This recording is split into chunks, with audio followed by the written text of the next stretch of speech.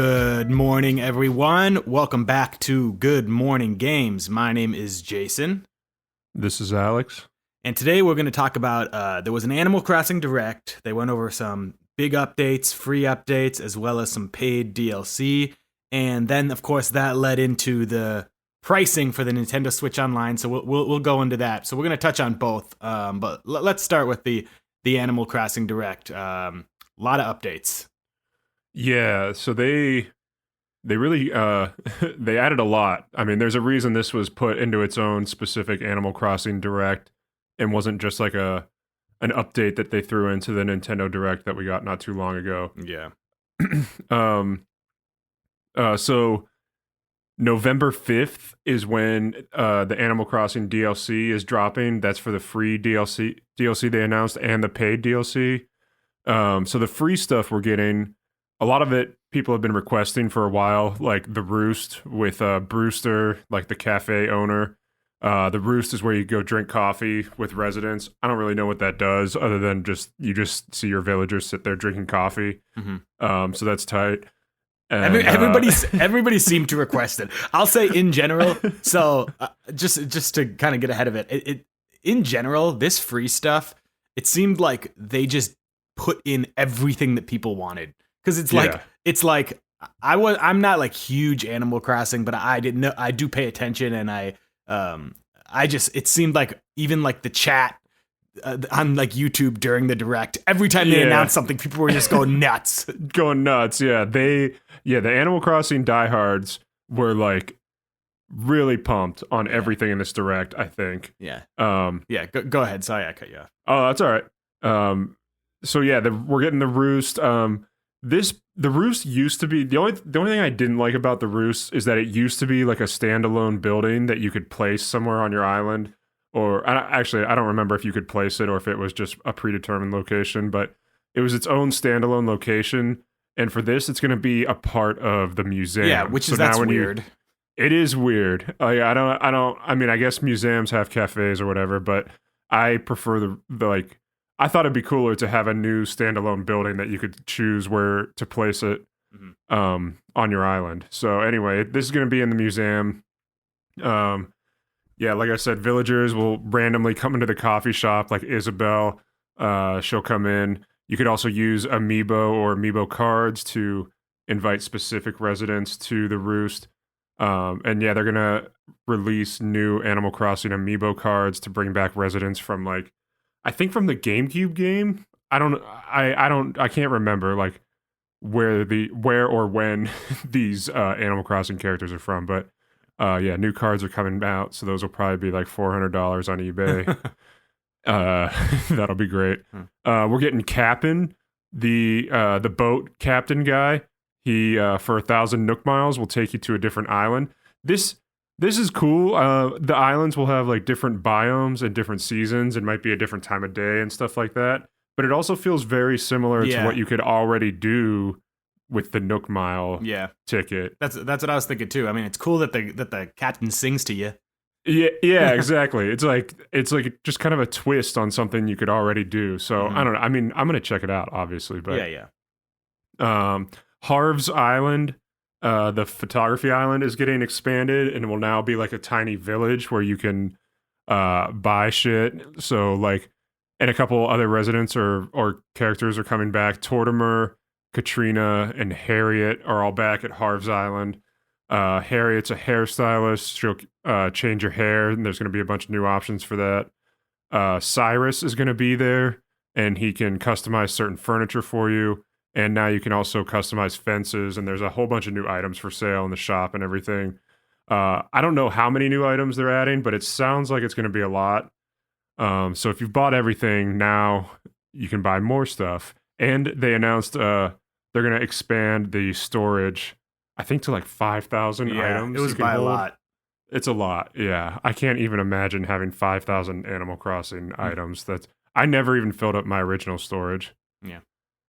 One of the weirdest things they added is group workouts. Yeah. I saw this. I was like, who is this for? Who wants to do this? It's for the diehards. It's for the diehards, yeah. I mean, I guess it could be fun if that's something you want to do. Basically, all the villagers, residents, whatever you want to call them, gather in the town square and do like simple exercises together, and then it'll show you on the screen like how to do them as well, and like you're encouraged to do them with the villagers. So that was something. And there's a photography update. You can now use your phone camera in first person mode or tripod mode. Gyroids are back. Those little gyroid robot fire hydrant looking things. You could just dig those up. If I remember right, they usually show up like after it rains. You go dig up the little the marks in the ground that look like where fossils are buried, and you might get a gyroid. People used to collect those a lot. I feel like in the other games, I remember reading like, that's what I saw. A lot of people saying is like, finally, like these are back. Like they used to collect a lot of them or something like that. Yeah, I remember the gyroids being pretty popular. So that's cool. And then there are a couple quality of life improvements, like you can now permanently place ladders on cliff sides, which is pretty sweet. Yep. That definitely is helpful.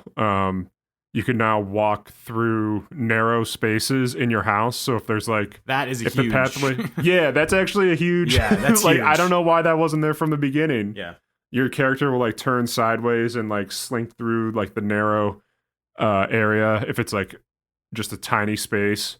So you can put furniture closer together and still walk through it. And now you can place lights and other stuff on the ceiling. So there's like there's an added space where you can put stuff in your rooms.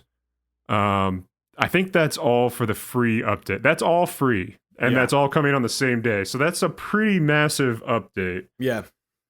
And they are calling this Animal Crossing version 2.0, which is weird. Yeah. And I think it is interesting to note that they said this is the last free update. Just because, I think it's a little disappointing for like the people that are diehard fans. Like it's not a big deal to me. Yeah, and just kind of my whole background on, and this will kind of lead into the paid DLC. Well, first let's just say so that this is going to be the last free update. It said so. No more. Another. No more after this. I think Nintendo Everything, or maybe Eurogamer confirmed that it's actually the last major DLC, free or paid. Okay. So there's not going to be, even after the paid DLC, there's not even going to be anything else. They said maybe minor things will be added, but nothing major. Sure. So yeah, I think that's a little disappointing for the people who play, every day, because there are those people who like since this game has came out, they bought a Switch for Animal Crossing. Yeah, they play every day, and there's I think with New Leaf, and people can correct me if I'm wrong, but from my understanding, it was they constantly were still doing updates and changes like for years after it came out. I think New Leaf came out in 2012, and then the Welcome Amiibo huge expansion DLC for that was released in like 2016. Yeah. Or 2015 maybe. I don't know. It was like several years after the game was released. So that was weird. I at least thought that there would just be some small updates continuously. So yeah, that's kind of weird. It doesn't necessarily bug me that much, and this will kind of lead into the paid DLC, because the thing with me in Animal Crossing is and I think you were more into it than I was even, but I played it a ton when it came out. But the thing with me in general with games, for some reason, it's like, I like to play games to beat a game. And I understand that these games aren't that type of game. I still like farming games. But like with this, like with Animal Crossing, I played the hell out of it. And I literally played it until the credits ran. And then I just, in my head, I was like, maybe I'll keep going. But I just stopped. Like, that was it. It was like, because I was like, all right. And that was like, I mean, it was still, I don't know how many hours, but it was still like 50 hours or so, between 50 and 100 hours. Where like, it was like after you got, whatever, you had to get like a 5-star rating or something. Everybody comes out and they sing and the credits ran. And like, I literally just stopped after that. Cause like in my head, in my head, it's like, well, I like beat the like, because I kind of knew, all right, well, I beat the missions, like the story of like what you're getting up to. So then I kind of stopped. But that leads to, that's why I do like this DLC, the paid DLC. It feels like it's going to be more of that. So I'm excited for that, because there'll be, and that's what we can kind of lead into, is this new paid DLC is going to be pretty much a whole new thing. It's you go to work. It looks awesome. Yeah. So yeah, you get just to run through it, it's called Happy Home Paradise.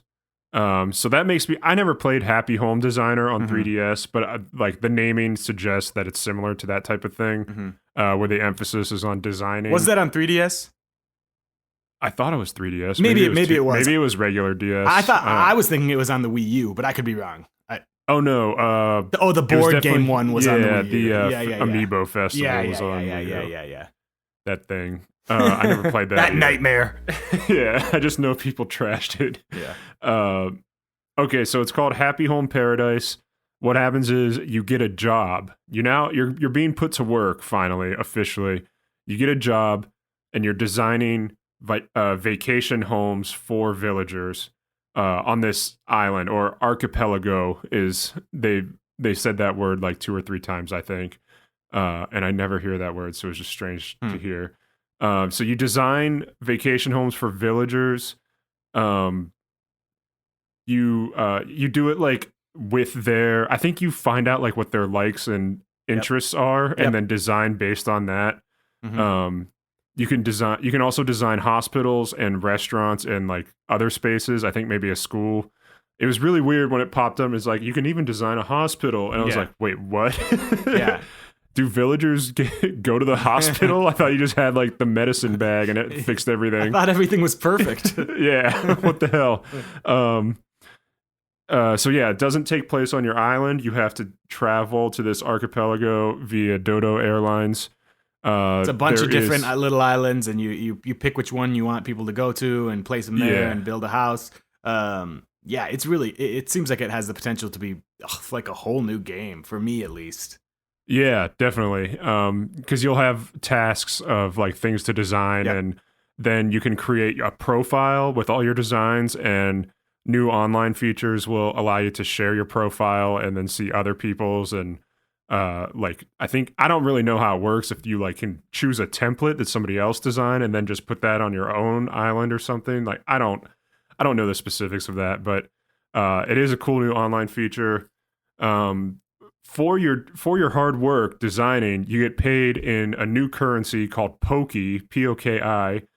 I don't know why they just didn't use bells, but I guess actually after just thinking about it just now, I think they didn't use bells because there's going to be like exclusive items where you have to buy them with Poki. Yeah, and there's going to be people who have been playing Animal Crossing New Horizons for a year and have so many bells, and that they don't want those people to be able to use those bells. Yeah, like to just buy everything right off the bat on. Which day one, that makes sense. I think that makes sense. It's to encourage you to do the new stuff in the game. So you get paid in Poki. You can purchase rare items on the island that you can't purchase on your own island. If you design a lot of spaces, and I don't know the number, it just said if you design enough, eventually you'll get the ability to design the inside of the houses for the residents on your own island. So I guess that's like the big payoff, like an added level of customization to your own island. But this comes out the same day as the free DLC. Again, that's November 5th, and it's going to cost $25 to download, or everyone ready? or you can get it as part of the Nintendo Switch Online expansion pack, which the upgraded tier that they announced also during an Animal Crossing Direct, which will cost $50 a year. $50. And include N64 games, Sega Genesis games, and the Animal Crossing Happy Home Paradise paid DLC. So we can just kind of segue into the Nintendo expansion pack. I think that covers the Animal Crossing, unless you had any other thoughts about it. No, I mean, I guess the only thing I'd say is I'm excited for the DLC. I'm gonna. Oh yeah. I'm gonna play it. I had a lot of fun when I played New Horizons. For that, however long that was, like I said, 50 to 100 hours where I beat it, and then I kind of just was like, all right, my mission's done here. So I'm excited to like go back in and have a whole new. And I do feel like it's gonna be pretty substantial. I think. I know that we're literally gonna be talking about how Nintendo prices things too high in a second here, but I feel like with them pricing this at $25, I think it's gonna be substantial. I think that it's gonna get you some pretty good hours of things to do. So I'm definitely excited for that. But yeah, let's go ahead. I was gonna say I'm kind of looking at this as like an added thing on Nintendo's release schedule for the year. It's like not that they had any shortage of stuff, but this is just another date to look forward to as like a game release because it's like a huge addition to a game that I already have, and yeah, I'm excited for it. Yeah, I mean, I assume I'll at least be able to play it. From if it's out the 5th, I'll at least be able to play it until a Pokemon. Shining Pearl or Brilliant Diamond and Shining Pearl. So yeah, that's a good way to think about it. But okay, so we can go talk about the online. So I have a lot of thoughts. First off, let's just say, I mean, I think everyone is in agreement that they were not expecting it to be $50. I don't think anyone expected it to be $50. It's definitely higher. I mean, just the thought, it's literally 2.5 times what we were paying for. That's really what is insane. I thought double was going to be the ceiling for this. Yeah, I did not too. think that $50 was in play, but I also did not consider DLC for another game as being part of the service. Like, I guess it adds value to the service, but also like, what if the people who want N64 don't give a shit about Animal Crossing DLC? Like, they're forced to pay extra to get it. And they might not even have the game. Then they just want to play like Ocarina of Time on their Switch or something. They're forced to pay for this upgrade to do that. Yeah. And not be able to take full advantage of it. Yeah. So I'm going to go. I don't want to ramble, but I have this is my thoughts on it. Let's just do it. Let's just go. Let's just go for it. So this is not in any way defending it. I'm just saying this is what I think Nintendo's thinking. I think that they pretty quickly realized that they could have charged more than $20 first off, and then they wanted to get it higher than that. So I think what they're doing is they're setting this at $50 to try to get people to pay $50. They're throwing in the Animal Crossing to make it seem like, all right, well, you get this, we'll get it to 50. And they think that they're going to keep adding things. I personally think now the Game Boy Color, I think those are going to be in the expansion pack. I don't think the $20 is going to get you anything more than it is right now. I don't think they're going to add anything more. I think anything else they add is going to go to the expansion pack. And so in their minds, I think what they're thinking is, let's get this out of the way right now. Let's have people pay $50 for this. We might get some flack for it, and we'll just add.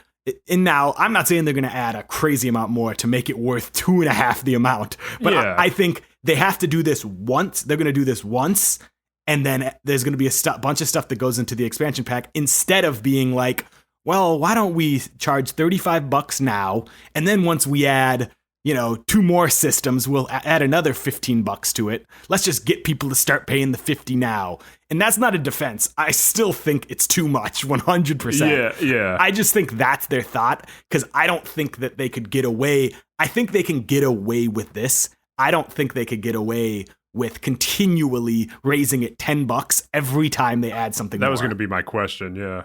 If you think like every time they add something else to it, they're going to increase the price. Because then they just get flack every time, and then people would just be like, screw this.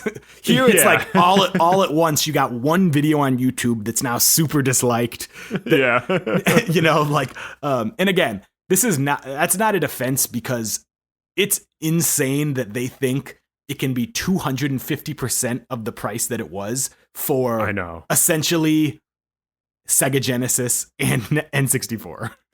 Yeah. I mean, the DLC, if they're going to do this angle of, oh, but look, you don't just get these new old consoles on your service, you also get DLC for this pretty recent game. Mm-hmm. Why didn't they also add why didn't they do like the Age of Calamity DLC as well, or like the Luigi's Mansion 3 DLC wasn't there DLC for that? Like multiplayer or something? Yeah.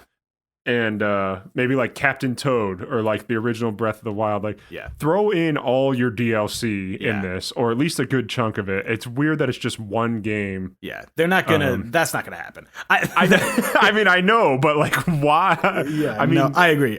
Because I just am saying that's not gonna happen because I've seen that take a lot. Is that like, well, maybe like all the DLC moving forward will be in this. I think that they'll pick and choose. I think that there will be more DLC added, but it's not going to be every DLC. It's going to be every once in a while, maybe once a year, a game's DLC will be included in this. I could see like a Splatoon 3 DLC exactly. being in that. Yeah. But probably not like a Zelda DLC. I read so Emily Rogers, she's like a well-known insider for Nintendo, always gets her stuff right. She said that she heard that licensing was a big reason for the higher costs and that Sega got paid very well for the Genesis games to be added to this. And that's apparently stupid. Sega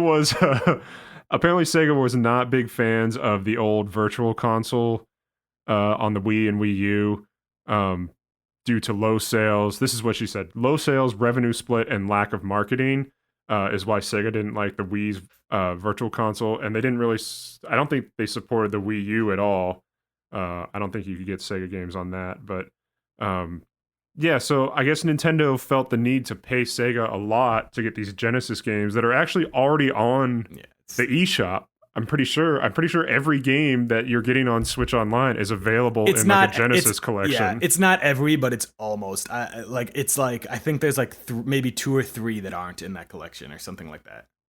Unless they have plans to release Game Gear, Saturn, and Dreamcast like on this service, why are you paying so much to get Genesis games that are already available? Yeah. How is that adding value to your service? I don't know. Yeah, it really doesn't make sense. I think that it's so weird that it's Genesis is the one that they're paying for. It's like I honestly think if it was N64 and Dreamcast, I think it would have been easier, like not as tough to swallow. I just think no one is really looking at the Genesis as like, I need it because of the Genesis. If anything, people are doing that for the N64. I'm saying right now, I'm gonna pay it. I'm not happy about it. Too. Yeah, I'm not happy about it. I'm gonna get it. Yeah. But I'm getting it for the N64 more than anything because I play everything on the Switch. I understand I can play those in other ways, but I want to play those games on my Switch. I'm gonna pay it. And here's the thing: I don't think anyone. I shouldn't say anyone because that's not fair. I know $30 is a lot to some people, but I don't think that many people are saying like, I can't afford 30 more bucks. It's just that this isn't worth 30 more bucks. And it's especially not worth 2.5 times what you're paying right now. Exactly. Yeah. It's not like somebody can't come up with $30 a year to, I mean, unless you're like a young kid or something, obviously it's a lot of money, but I think most people, especially our age, they're just like, well, I don't want to give $30 for all this shit. Like, what if I just want to play Ocarina of Time on my Switch? Like, I don't care about one of these Genesis games, and I don't have Animal Crossing. Why do I have to pay? Like, that's not worth it to me. But like you and I both said, like, if Ocarina of Time released for Switch tomorrow and it was $30, we'd both buy it. Yeah. So here's another here's another thought that I do have that like people might not like, and again, I'm not defending it. I'm just saying, I do think that if Nintendo right now, first off, I will say when they showed in this trailer, if you go on YouTube, I don't know if it's the same trailer they showed or not, but if you go on YouTube right now and look at the expansion pack trailer, the one that has all the dislikes right now, it shows footage of like Ocarina of Time and the games.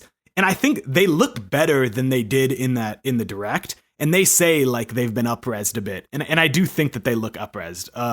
But anyways, that's not what I was going to say. My main point was I do think that they really do value everything N64. They value N64, they value GameCube a lot. And I think that I really think that if they weren't doing this and they wanted to put these games individually up for sale on Switch, I think they would charge $15 a pop.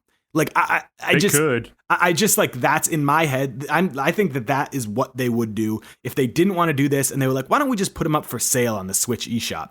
I think they would have sold Ocarina of Time for $15, Star Fox for $15, around there. And so in their heads, they're like, well, if we're giving you this many for a year, we could at least charge what we would charge for 2 of them. Like, I just think that's what they think in their head without, and I like kind of get that, saying like, well, we're giving all of these for the price that 2 of these would be.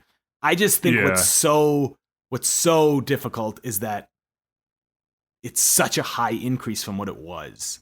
Yeah, that's the problem, is that they were charging $20 and now they're trying to charge $50 without adding enough to warrant the price increase. And it's kind of like they're kind of resetting everything, because they did the OLED, which a lot of people think is just Nintendo resetting the price of the Switch. It's not costing Nintendo $50 more to produce the OLED model. Like, that price increase is just basically for more profit. Obviously. I could be pulling this out of my ass, but I feel like I saw when they like first announced the OLED, someone like found out it's going to cost them like $6.78 more or something for the OLED.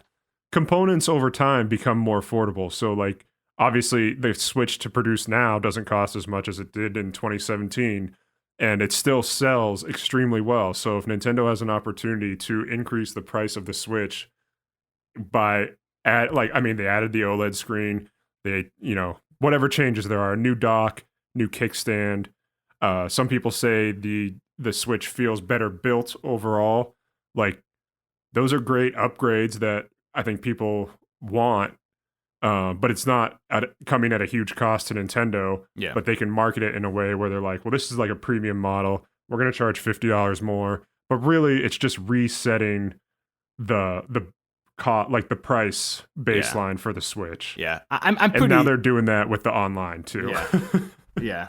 I'm pretty surprised that I'm not surprised, because Nintendo tries to get as much money as possible, but I am a little surprised that they didn't make the OLED, when they announced it, say the OLED was $299 and drop the regular to $250. Yeah. That's kind of what I thought they would have done, but instead they went the different direction. Yeah, no, we're not going to do that.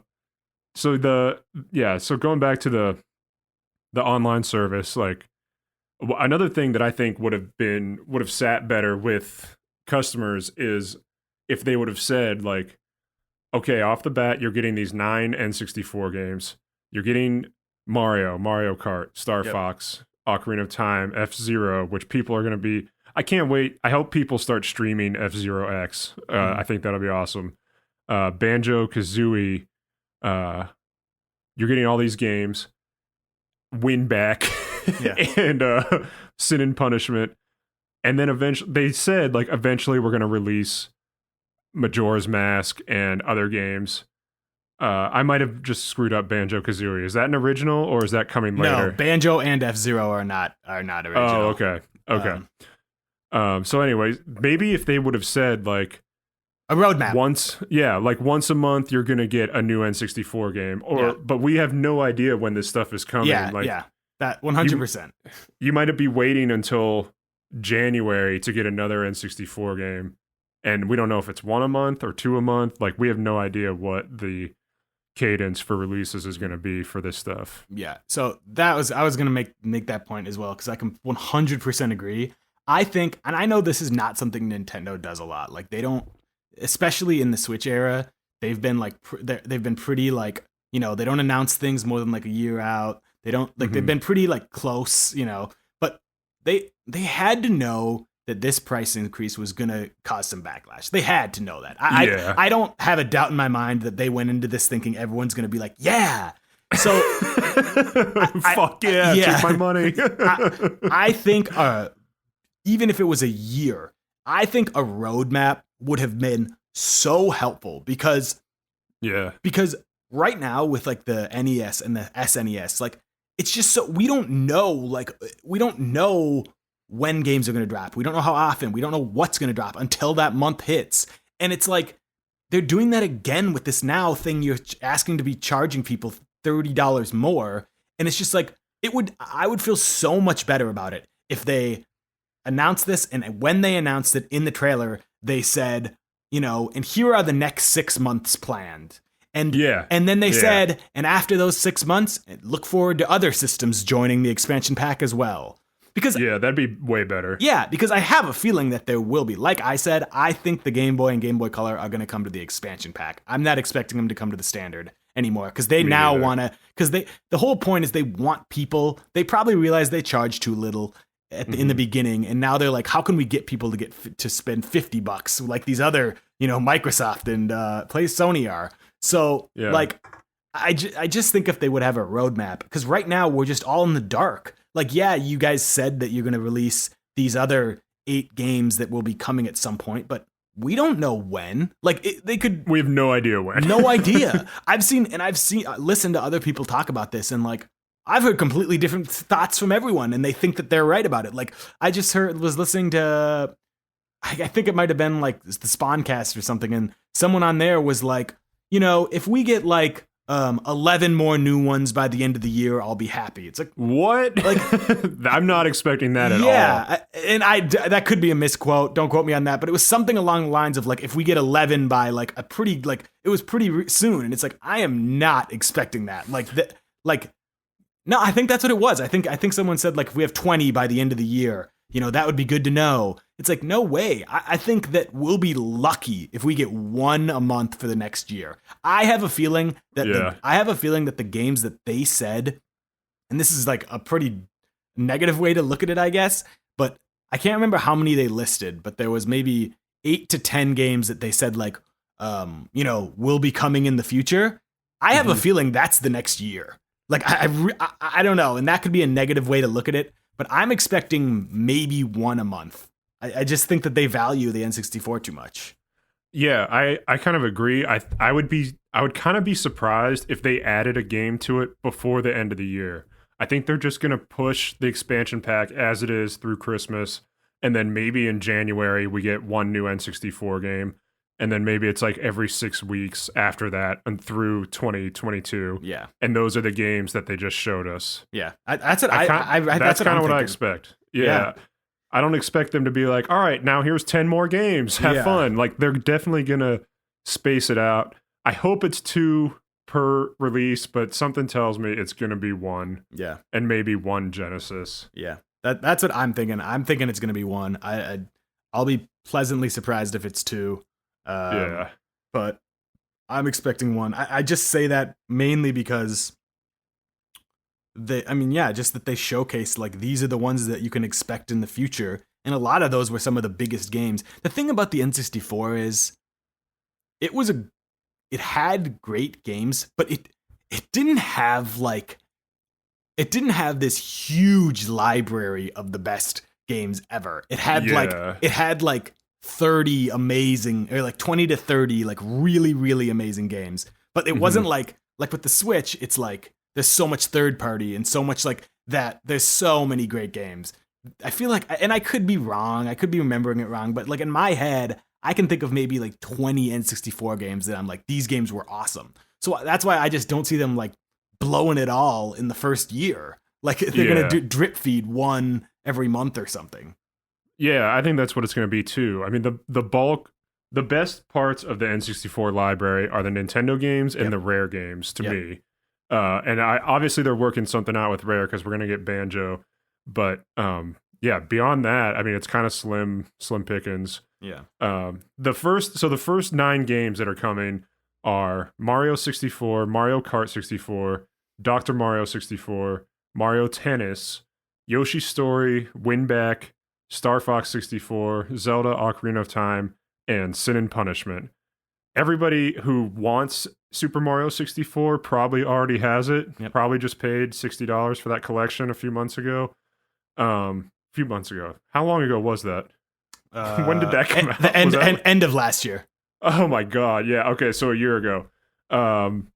So like, that's pretty much 8 new games. One of them, Sin and Punishment, I've never played before, so that'll be like a whole new experience. That'll be cool. Yep. But the other stuff, I mean, I'm not really dying to play any of this. I guess Mario Kart 64 online will be awesome, and Ocarina of Time will be great.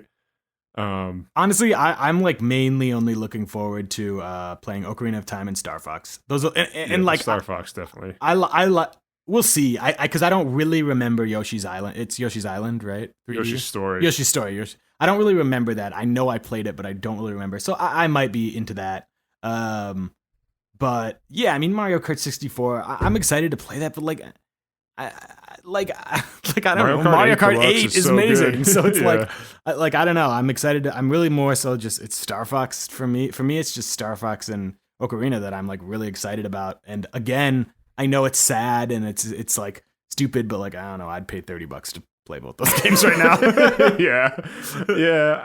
I don't know. I mean, I'm really more excited about Majora's Mask because I haven't played that since N64 days, and I think you'll like it better because we've talked about this before, and you were the same as me. I didn't like that a lot when it first came out because of the time thing.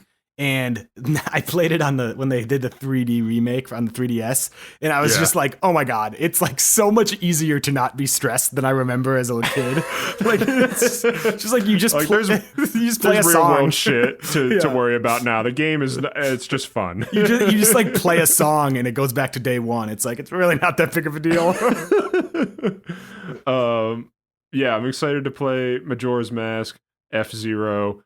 Banjo, even though I have it on my Xbox, like I just want to play it on a Nintendo console. It seems more fun. Yeah. And I don't remember what other games are coming. Oh, Mario Golf. Mario Golf 64 is so good. I am really wanting to play that since the Switch one was fine. It was fine. It was kind of a letdown. It was mid tier.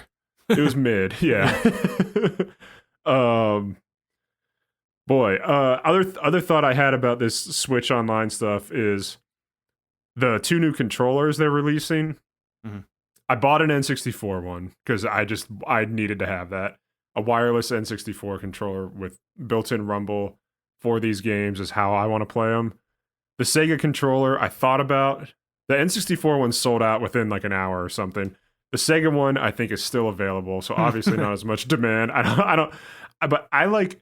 They're selling the Super Nintendo controller for $30, and they're selling the Sega Genesis controller for $50. They're from the same era. Yeah. The Sega controller has fewer buttons, so like I don't understand. I mean, it's got to be the licensing. Yeah, Sega getting a cut of every sale, but it's just still like from the consumer's point of view, like it's like why am I paying an extra $20 for this fucking Sega Genesis wireless controller? I want to get one, but I do not want to pay $50. I would pay $30. I would not pay $50. Yeah. And that was just real annoyance with all of this. Boy, I hope. Yeah, I mean, we talked a lot about what the N64 release cadence might be, but I have no idea what they're going to do with Sega, and I don't really have a lot of thoughts about it. I hope maybe next September, like when they seem to be releasing big news about Switch Online, or like next fall, maybe we'll get news of like Dreamcast being added or Game Boy or whatever. That'd be cool. Yeah, it's just like, it's just the thing that's wild to me is like, with Microsoft doing Game Pass and like that being, first off, they're charging, what I don't know what it is a year. Do you know?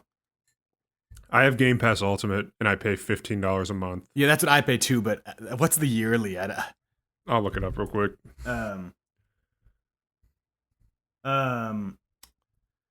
It's just like from kind of like the beginning, we've been saying like it's like Nintendo has so much legacy content that it's just like, man, they could just, if they were charging $50 a year and they just had, the systems they had, Game Boy Advance, if they got like the Dreamcast and like if they could get up to GameCube and they just had like all of those systems up and you paid $50-$60 a year and you just weren't drip fed things, people would be so happy. They could have their own Game Pass that they don't need to pay much licensing from anyone because they have so much first party stuff. It's like I just wish they would do that. I don't know.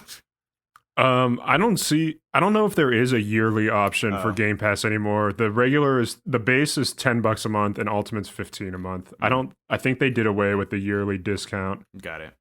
Bastards. But yeah, I mean, looking at the game library, obviously Game Pass has, I mean, the Switch stuff just blown out of the water with like the amount of content you get for what you pay. I mean, granted, if you get the base level, it's $120 a year. So that's more than double what this expansion pack is. But I feel like the value is in line with what you're paying for. Yeah. Like you're getting what you pay for and probably more so. Like it's a really good value. And the value's just not really there with the expansion pack yet. Hopefully it will be in the future, but we'll see. Yeah. I do have a doubt that it will. I don't know. It's just like I remember thinking with the Nintendo Switch Online, the $20 thing that they were gonna add a lot more, and it's like I was like $20. Hell yeah, this is amazing. Yeah, like definitely gonna do that for NES and Super Nintendo. And then when it switches to 50, I'm like, why? This sucks. Yeah. Also because their online service just kind of sucks. Yeah, you can't really like playing games online on Switch is not always a smooth experience. So, yeah. I mean, if that was better, that would help. Yeah, one of the best takes I saw, I'm going to steal this completely, a tweet. Oh, take steal? A tweet from Spawnwave was one of the best takes I saw. He said, hold on, let me think. What we thought we were getting with Nintendo Switch Online in the beginning was online service with a bonus of Nintendo games. And what we ended up getting and paying for is Nintendo games with online service. Because like now you're just paying to get like legacy content. That's what it was. Yeah. You know, we thought we were getting online service with a bonus of legacy content. But now what we're really paying for is to get this legacy games online. Yeah. He's spot on with that. Because it's like the online service itself isn't great. Yeah, it's not great. And they're like, it doesn't seem to be improving from what I could tell. They haven't announced anything anyway. Yeah, it'd be cool if they announced like we're working to make it better, but they haven't done that. Yeah, and it's like I've seen people have that take where they're like, well, the N64 like online, like we're gonna be able to play Mario Kart 64 online and like Star Fox online. It's like, yeah, that's cool, but it's like we shouldn't be paying for that. Like it's like I don't know. I don't know. It should. I don't know. I think it should have gone up to $40 max. Max, and included that Animal Crossing thing, and I think everyone would have been like, "That's tolerable. That's fine." Yeah, and it's like weird because like I honestly was expecting it to be 40. That was like what I was expecting. I heard so many people saying like 30. Some people were even saying 25. And I was expecting it to be 40. So yeah, this is only 10 more bucks a year, but it's not really the point. The point is that it's like it's just such a jump for not enough. Yeah. Yeah. It's not. Yeah, I was expecting 42. There's no way I would expect Nintendo to do something and then only charge $5 more per month. Like that doesn't seem like enough skin in the game for them to like really add more value to the service. Like they're gonna need more money to give more stuff because that's how they work. But 50 just whatever. Yeah, I guarantee you 80% of the people, 70-80% of the people complaining about it are still gonna get it. Yeah, I think so too.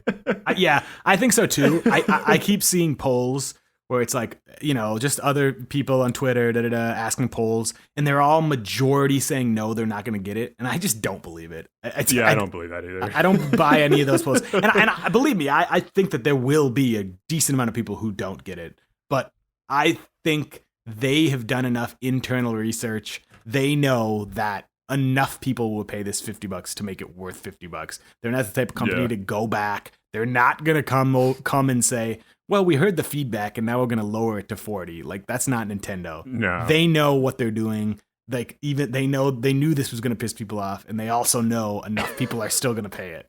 Yeah, that's Nintendo. That's what they can get away with. I do wonder if God, I love them. Yeah. I do wonder how the response would have been in general if they had maybe from the get-go charged 30 and then bumped it to 50. I wonder if there would have been a lot of outrage when it was originally 30, because I don't really remember what the take was. Because $20 is cheap enough where everyone's just like you know, we don't really want to pay, but like whatever. Like, I wonder if it would have originally been 30, if there would have been like people being pissed and then they bumped it to 50. I don't know. Yeah, I don't know. I mean, that's nobody knows, but I bet in their, I guess what I'm saying is I bet in their heads they wish they had done that. Like, I feel like they at some point realized we could be charging 50 once we add more stuff. Like, oh man, we should have charged 30 from the get go. Yeah, You know? I could see that. Yeah. Yeah, the days of the $20 Nintendo service are definitely going to be over for me, at least. Yeah. Um, Okay, well, I think we talked about that quite a bit. yeah, I mean, there's a lot to cover there, but yeah. did you beat Metroid? Yeah, so yes, I beat Metroid. It is awesome. It stayed awesome all the way through the end. Yeah, without giving any, I still don't want to give any spoilers, obviously, but I really liked it. I'd have to. I think I said this in the last one. I think it's my favorite game this year. Yeah, I think so. definitely. I think it's my game of the year. I loved it. I thought it was the perfect amount of challenging. I don't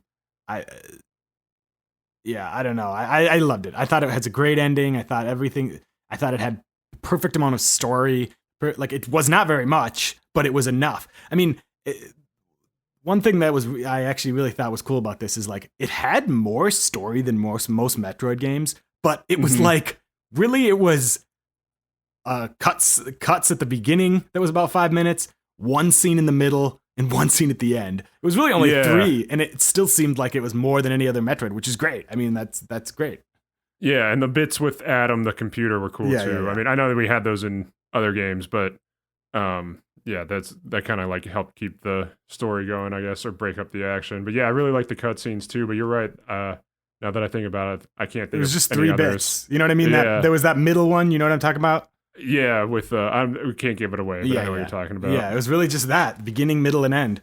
But yeah, I loved it. And I also did just see a video about the count, the how they count how much playtime it takes. Because when I finished, it said, I don't remember, I think I told you, but I feel like it said like 8 hours and 30 minutes. And in my head, I was like, no way. I played much longer than that. And so I figured out it is that they do count time in a weird way. You probably played the game like double what it said, because it doesn't count when it's at the pause menu. And, oh, nice. And when you die, it goes back to what you were at. You know, like if you were at 6 hours at a save point, or, you know, anytime That's you died, crazy. it didn't count that.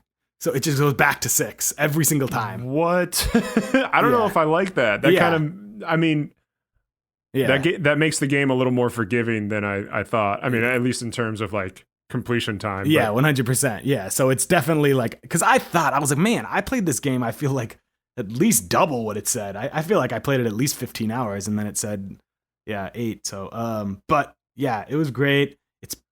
There's not many games where I know for a fact within the next 6 months I'm going to play it again. I didn't immediately jump into hard mode. You said you did, right? I did. Yeah. I jumped into hard mode the day after I beat it, or maybe 2 days after, but I only played it once for like an hour. You don't think you're going to it didn't feel too different from normal mode. Yeah. I'm sure it gets harder or something. But yeah. I'm not gonna right now, but I know probably the next time there's like a lull, I'll pick it up and play it again on hard mode in like, you know, February or something like that. Yeah. Absolutely gonna play it again. I might later today. Like, I don't know. It's such a good game. I feel like I could pick up and play it anytime when I want to play video games and like be happy with playing it. I also beat it and loved every minute of it. The boss battle at the end is awesome, so fun and like very hard, but also really fun, and feels amazing when you finally win. And then I'm not going to say it, but after the boss battle, there's like one more thing you have to do, and it's just like the most intense shit. Yeah. Just a really awesome time. Yeah, this game rules. I hope Nintendo buys Mercury Steam and just lets them keep cranking out 2D Metroids for the next 10 years. Yeah. Honestly, if we get... So we talked about this a little bit before. If we get the Metroid Prime remake next year, and then Prime 4 the year after that, would another 2D Metroid be ready the year after that, and we could get 4 Metroids in 4 years? Yeah, it could. I agree. That'd be awesome. We should probably also just touch on did you hear about the credits thing with Mercury Steam? Yeah, that's too bad. That was unfortunate. that was too bad. So if anyone doesn't know, the people people weren't getting credited in the end game credits, and they said that their policy is if you didn't work on 25% of the game, you don't get in the credits. But that is a really, really, really weird policy. Yeah. And this is kind of to base off, like, this is, again, not necessarily my points, but some other people were making these points of, like, if you're trying to get a job in the game industry, like, you now have to prove that you worked on this game.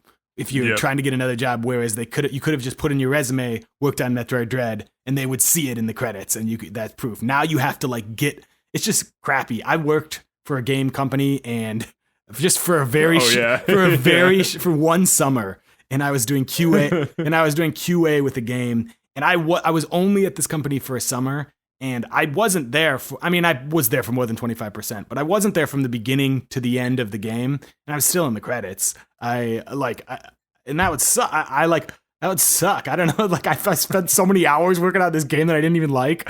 It's like I couldn't. I live for those credits. Yeah. like once a year, I'll Google the game's credits just to see my name. Yeah. But so that's crummy. I don't know. I just don't really see the point in that. Like, I don't know why you wouldn't do that. It's just, it's kind of scummy, but whatever. Mercury Steam was just flying too close to the sun. They had to be crashed back down there. They had to have something, something ugly about them, I guess. No, I mean, it sucks. I don't get why it's a policy. If you worked on the game, you should be in the credits. Yeah. I don't understand the benefit of not including them. Is it just that they wanted to make it seem like there was only a few people that worked on it? Like, it's almost like they wanted. That's the only reason I could see that, is like, you want people to think like, oh, we're only a team of 20, It's like look what we did. I don't know. Yeah. I have no idea. Like, like, we're super developers. Like, we're the best. Like, so I guess this game took 4 years to develop. And like you said, 25% is the cutoff. So if you worked 11 months on this game and not 12 months, then you weren't in the credits, which is just... That's a long time. Yeah, it's just shitty. Like, if you were... I could see the policy being like 2 months, maybe. Because if you contributed for a month, that should be... Maybe just be a contract job and like you get paid for your service or whatever. But like, I could see a cutoff like that. But to have it be 25% when a game takes... 4 years to make, like, that should not be a thing. Yeah. So kind of crummy, but anyways, that was just a negative thing. But yeah, I agree. They should buy them, and they should definitely use. Should buy Mercury Steam. Yeah, I mean, like, if this game sells as well as it seems like it's going to, I know I believe it was Japan, it sold. I think it was Japan. It sold 87,000 something in the first week, and that is, I think it was, first off, it's by far the highest selling first week of physical sales in Japan, and it's higher than the lifetime sales in Japan of most of the Metroid games. So in the first week, it outsold the lifetime of. Now that is a little different because I think Metroid is like least popular in Japan. In general. But still, I know 87,000 doesn't sound like a bunch, but I think only like Prime and then one other one had lifetime sales higher than 87,000 in Japan. Okay. So it seems like it's off to a good start. Yeah. I heard some similar stuff about that too. I'm excited to see where the lifetime sales end up, or even like after a year, see where it's at. Yeah. But great game. Definitely my game of the year so far, and we'll see if that holds true by December. But anything else? You jumped right into Castlevania Advance Collection after Metroid. As soon as I finished, I bought Castlevania Advance Collection. I beat Circle of the Moon in one day. I literally one day. Yeah, I literally played it the entire day. Oh my god! I started it in the morning and I beat it as I was in bed going to bed. Nice. But I literally played it the entire day. That was all I did. And then after that, I was about to start another one, but I was kind of like, all right, I don't want to play another one immediately. So now I just today jumped back into Eastward. I really like this game. I really like Eastward, but it's like I can tell it's really long. But it's like I'm the type of person where it's like I don't want to completely stop because then I know I'll stop, and it's like I like the game, so it's like I don't want to completely stop. So we'll see. We'll see. I jumped back in. I was playing Eastward today as I was, sitting around. So I'm gonna try to keep playing that. Yeah, I jumped back into Harmony of Dissonance on Castlevania Advance Collection. Played some more Monkey Ball. Still haven't beat Monkey Ball. It's so hard, but I still like it. And am I playing anything else? I did boot up Animal Crossing for the first time in a long time the other day, just because I was excited from the Direct. So I'm sure I'll get back into that in a couple weeks when the new stuff comes out. But yeah, that's about it for me. Monkey Ball and Castlevania Advance. I mean, I feel like there is something else and I'm just forgetting it. Oh, I played Back for Blood on Xbox for a little while. That was really fun. Oh, I played also. Yeah, yesterday I played Bug Fables on. It's on Game Pass. Bug Fables. It's on Game Pass, and I've been wanting to play it. I've been wanting to play it because everyone says it's like just as good as the old Paper Mario's, and it was really good. And it's like I might buy it on my Switch, even though I can get it for free on Game Pass. I think I might just wait and then buy it on next time I see it on sale on the Switch because it's the type of game that I like. Kind of just want to play in my bed. But it was really good. I played only probably like an hour and a half, and I was like, oh man, this is exactly like the original Paper Mario game. Yeah, I heard it's a really good game. In 8 days, October 25th is when N64 comes, so I probably won't buy another game. I'll probably just play Eastward for the next 8 days and then fire up Ocarina of Time. It's a good point. Yeah, I'm not going to buy anything else either. All right. I think that's it. Cool. All right. Well, thank you guys for listening. Anything else you want to add? You can follow us on Twitter at GM Games Podcast. You can email us at goodmorninggamespodcast@gmail.com. That's it. Cool. That's it. That's all. Thank you guys for listening, and we will see ya. We'll see ya.